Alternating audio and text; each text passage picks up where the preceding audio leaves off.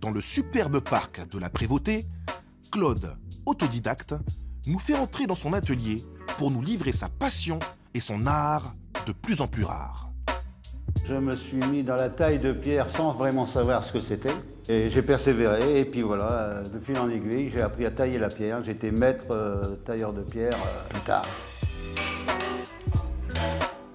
Que ce soit la pierre tendre, la pierre dure, le granit, le marbre, ce sont des matériaux qui sont nobles.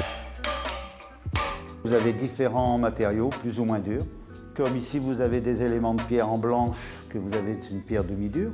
La pierre bleue que vous avez sur le côté ici, c'est de la pierre de Soigny. C'est une pierre marbrière qu'elle peut être polie, qui rend un rendu très marbré, très beau. Une pierre très très dure. Il faut donner beaucoup plus de coups pour faire un éclat, hein, ça c'est sûr. Et vous avez aussi le granit qui se travaille aussi, bon, pour les monuments et funéraires, mais pas pour que ça aussi. Que ce soit une pierre dure ou tendre, c'est pareil. C'est la matière qui parle avec vous, quoi. Moi, je peux travailler toute une nuit à travailler le caillou, quoi, c'est vrai.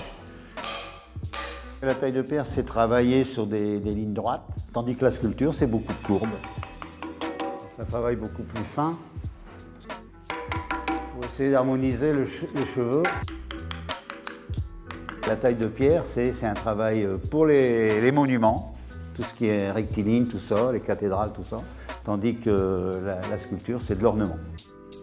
La chapelle Gosse-de-Gorge, c'était un édifice gothique qui tombait en ruine, hein, qui avait plus de toiture, tout ça, c'est avec du lierre partout. Une chapelle, en l'occurrence, je me suis dit, on ne peut pas laisser tomber ça, c'est vrai, c'est désastreux. Alors, les travaux ont commencé en mai 2013 et puis là, en 2017, ce ne sera pas fini. J'aurais aimé finir cette année, mais je ne crois pas. Tout s'est fait à la force des bras, hein. Même la taille de pierre ne s'est jamais fait à l'électricité. Donc 4 ans de travail de bénévolat. Bon, c'est vrai que ça surprend, mais quand on aime, on compte pas, hein. Alors le seul regret que j'ai, c'est de ne pas avoir fait les compagnons, de ne pas avoir fait le Tour de France. Ce n'est qu'un regret, quoi.